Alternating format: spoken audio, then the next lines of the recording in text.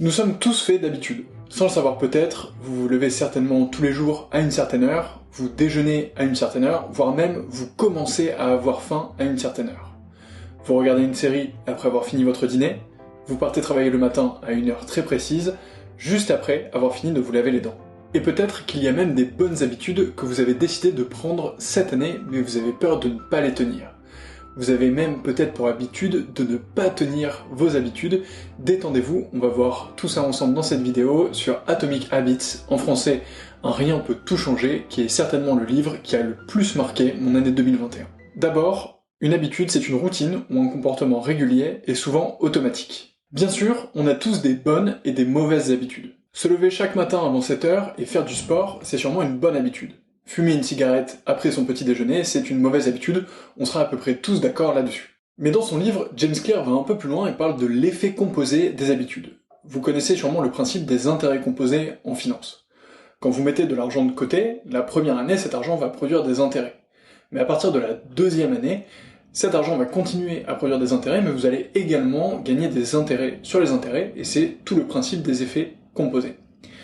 Ce même principe s'applique également sur les habitudes. Quand vous apprenez l'italien sur Duolingo, pendant longtemps, vous ne saurez dire que le pingouin mange la pomme. Il pinguino mangia la mela. Mais en cumulant 15 minutes d'italien par jour, vous allez sûrement atteindre un niveau incroyable et développer complètement vos compétences dans cette nouvelle langue jusqu'à la parler presque couramment. Buonasera, signore. Voglio prenotare un tavolo per 3 persone per stasera, per favore. Sì, va bene, grazie mille. Ciao, ciao. Et oui, avec 15 minutes de travail par jour, on arrive à 7 heures à la fin du mois, près de 91 heures à la fin de l'année, c'est l'équivalent de 2 heures entières par semaine. À la fin, il ne fait aucun doute que votre compétence se développe, c'est nécessaire. Donc les bonnes habitudes ont un effet composé sur le temps long. De cette manière, les résultats sont forcément exponentiels, c'est-à-dire que les résultats d'une bonne habitude sont de plus en plus importants avec le temps. Ma maîtrise de l'italien est exponentielle au fur et à mesure que je continue à faire Duolingo tous les jours. Ce qui est embêtant, c'est que les mauvaises habitudes ont également un effet composé. Quand vous prenez une mauvaise habitude, vous n'allez pas tout de suite voir des effets importants. Pourtant, plus le temps va passer, plus cette mauvaise habitude va se faire sentir et plus ses impacts seront importants. Ce qui est donc frustrant, c'est que la différence entre une bonne et une mauvaise habitude peut être très légère sur le court terme. Toutefois, à partir d'un moment, les deux courbes se séparent radicalement et mènent à deux chemins de vie différents. Pour tenir vos bonnes habitudes, il faut donc accepter de ne pas en voir le résultat immédiatement. Faites confiance au process et surtout, tenez ces habitudes. Les habitudes sont frustrantes sur un deuxième point. Elles ne correspondent pas toujours à ce qu'on attendait. Si on reprend la courbe de progression issue des bonnes habitudes, on voit qu'elle est exponentielle. Le problème, c'est qu'on s'attend tous à voir des progrès linéaires à tout ce qu'on fait. Il y a donc un moment pendant lequel il y a une grande différence entre nos progrès espérés et nos progrès réels. C'est dans ces moments-là qu'abandonner est souvent envisagé ou peut en tout cas devenir très facile. Bien sûr, la même attente linéaire est également présente dans les mauvaises habitudes. Si je commence à fumer dès demain, je m'attends à avoir une détérioration progressive de ma forme et de ma santé.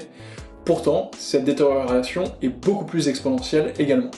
Il y a donc un moment où je me dis que finalement, ce n'est pas si terrible que ça, et c'est justement là où les mauvaises habitudes s'installent. Dans le livre, un autre moment m'a particulièrement marqué, et c'est le moment où James Clear parle de la différence entre les systèmes et les objectifs. Pour lui, les objectifs sont inutiles, voire dangereux, et ça pour au moins 4 raisons. La première des raisons est que les gagnants et les perdants ont exactement les mêmes objectifs. Par exemple, quand un coureur fait le Tour de France, il a forcément l'objectif de gagner. Tous les coureurs veulent gagner le Tour de France. Pourtant, à la fin, il n'y a qu'un seul maillot jaune et qu'une seule personne qui le gagne. Donc avoir simplement pour objectif de gagner n'est pas suffisant. Deuxième problème, réussir un objectif est un changement temporaire, mais pas du tout un changement de long terme. Par exemple, quand j'atteins mon objectif de faire 1 million d'euros de chiffre d'affaires, j'ai atteint cet objectif, mais il ne s'est rien passé à très long terme, et ça pose problème si ma motivation ne vient que de cet objectif. De manière connexe, les objectifs restreignent notre bonheur. En effet, avoir des objectifs, c'est avoir une vision binaire de la réalité. Soit je réussis, soit j'échoue. Donc, les objectifs restreignent notre bonheur, alors que le système qu'on peut mettre en place met l'accent sur le voyage qu'on va faire, Journey Before Destination. Ce qui est important, c'est le chemin qu'on parcourt, et ce n'est pas l'atteinte finale de notre objectif. Enfin, les objectifs peuvent vous mettre à mal sur le long terme, avec un effet yo-yo, et c'est exactement le cas dans le jogging. J'ai connu cet élément au moment où j'ai couru mon premier semi-marathon. Je m'entraînais vraiment pour cet objectif, c'était vraiment important pour moi de réussir à courir ce semi-marathon. Je l'ai couru et à la fin de celui-ci, j'ai complètement arrêté de m'entraîner pendant au moins 1 an. Résultat, j'ai tout perdu et j'ai dû tout recommencer à zéro. Pourtant, j'avais atteint mon objectif. À l'issue de ces 4 points, quand j'ai compris que mes objectifs étaient un peu dangereux, je les ai complètement supprimés. Je conserve des ambitions, des rêves, des directions vers lesquelles je veux aller, mais j'essaye de mettre en place des systèmes qui me permettent de devenir la personne que je souhaite devenir, et c'est là la force du livre de James Clear, et c'est là où ça a complètement changé ma vision des choses. Selon lui, ces systèmes doivent se baser sur votre identité. Autrement dit, il faut vous demander qui vous souhaitez être. Par exemple, votre objectif n'est pas forcément de courir un semi-marathon dans 3 mois, mais plutôt d'être une personne en bonne santé qui court régulièrement. Si vous redéfinissez cette identité de cette façon, alors vous allez mettre en place des objectifs qui vous correspondent. Courir 10 km 2 fois par semaine, par exemple. Cette nouvelle habitude devient quelque chose que vous pouvez tenir et qui n'a rien à voir avec votre future course ou avec un objectif, mais elle a tout à voir avec la personne que vous souhaitez être. Sur le long terme, courir ces 10 km 2 fois par semaine va sûrement vous permettre de vous dépasser ou d'aller beaucoup plus loin, d'augmenter la distance, mais ça fera surtout partie des habitudes qui paieront d'énormes dividendes et que vous allez réussir à conserver. Chaque entraînement que vous ferez est un vote pour la personne que vous souhaitez devenir, et à chaque fois que vous irez courir, votre cerveau validera l'idée que vous êtes une personne en bonne santé, en forme et qui court régulièrement.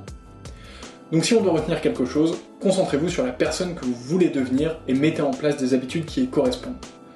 Mais vous allez certainement me poser une question, comment faire pour tenir ces bonnes habitudes? Pour James Clear, chaque habitude est constituée de 4 étapes.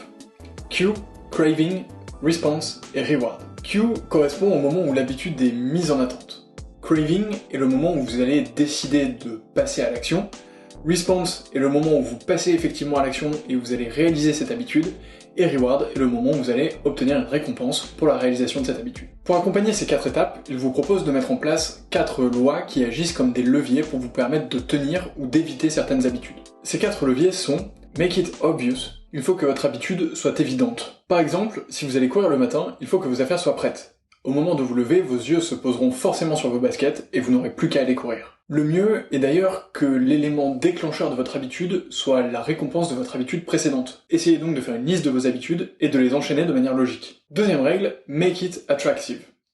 Il faut que la réalisation de votre habitude soit séduisante, soit alléchante. Si votre habitude est d'écrire tous les matins après votre petit déjeuner, faites en sorte que votre ordinateur soit prêt, mais surtout que votre bureau soit bien propre et accueillant. L'objectif est de vous donner envie de passer à l'action. Pour reprendre l'exemple de la course à pied, si votre habitude est d'aller courir tous les matins, préparez vos baskets, mais surtout préparez-les bien. Déliez vos lacets, mettez la basket droite à droite, mettez la basket gauche à gauche, et comme ça vous serez content de vous y mettre, vous n'aurez plus qu'à chausser ces baskets et aller partir courir. Tous ces éléments s'appellent du design environnemental, il s'agit de la manière dont votre environnement interagit avec vous pour devenir votre véritable allié. Je vous ferai sûrement une vidéo sur ce sujet parce que je trouve passionnant. La troisième règle est make it easy. Cette règle va un petit peu avec la précédente, mais elle consiste à dire qu'il faut que votre passage à l'action soit très facile. Autrement dit, essayez d'éliminer les obstacles et les frictions qui peuvent exister entre vous et vos habitudes. Par exemple, si votre habitude est de faire du yoga tous les matins, ne rangez pas votre tapis à l'autre bout de votre appartement ou de votre maison, mais déployez-le au bord de votre lit, et comme ça vous n'aurez plus qu'à vous y mettre au moment de vous lever. À vous, le yoga matinal, et c'est bien fait. La troisième loi est make it satisfying. Faites en sorte que la réussite de votre habitude vous procure du plaisir. Une des manières les plus simples pour obtenir une petite dose de dopamine après votre habitude est de la valider sur un calendrier ou sur un habit tracker, c'est exactement ce que je fais de mon côté. Dites-vous que c'est un peu comme un jeu vidéo et qu'au moment où vous avez validé votre habitude, vous pouvez obtenir une récompense. Attention toutefois sur ce point de la récompense, puisqu'il ne faut pas que votre récompense soit en conflit avec votre identité ou avec la personne que vous voulez devenir. Par exemple, votre récompense pour avoir fait 1 heure de sport ne peut pas être d'aller manger un énorme burger. Sinon vous allez créer un conflit d'identité entre être une personne sportive d'une part, ou être une personne qui mange mal. Ensuite, si vous souhaitez vous débarrasser d'une mauvaise habitude, vous pouvez faire exactement l'inverse de ce que je viens de vous dire. Par exemple, si vous trouvez que vous regardez un petit peu trop la télévision, essayez d'inverser les règles. Faites en sorte que ce soit moins évident, make it less obvious. Mettez la télé dans un placard ou débranchez les câbles. Make it less attractive. En mettant la télé au placard, vous allez devoir faire un véritable effort pour la regarder, vous allez donc avoir un peu moins envie, ce sera un petit peu moins séduisant de le faire. Make it uneasy, rendez la chose beaucoup moins facile. Placez la télécommande et les piles par exemple à 2 endroits différents.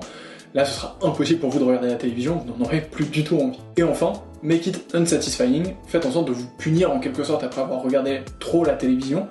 Par exemple, privez-vous de chocolat au prochain repas, ou donner 5 € à un ami après avoir raté votre habitude ou après avoir réalisé une mauvaise habitude. En utilisant ces 4 clés, vous pourrez petit à petit supprimer toutes vos mauvaises habitudes de votre quotidien et vous concentrer sur les bonnes habitudes. Rappelez-vous que les mauvaises habitudes ont un effet composé sur le temps long, donc le plus tôt vous arriverez à supprimer ces mauvaises habitudes de votre quotidien, le plus tôt cela produira un effet. Et voilà, merci beaucoup d'avoir regardé cette vidéo, c'était très important pour moi de vous la faire puisque le livre Atomic Habits a vraiment marqué mon année dernière et marque encore mon quotidien. J'essaye de m'y tenir, j'essaye de designer des bonnes habitudes, de comprendre la manière dont mon quotidien fonctionne pour avoir des meilleures performances et être un peu plus heureux, passer du temps avec les personnes que j'aime, faire les choses qui comptent pour moi, avoir une vie intentionnelle. Si cette vidéo vous a plu, n'hésitez surtout pas à vous abonner à cette chaîne et rejoignez-moi sur mon podcast sur la productivité sur 4212, le lien est dans la description.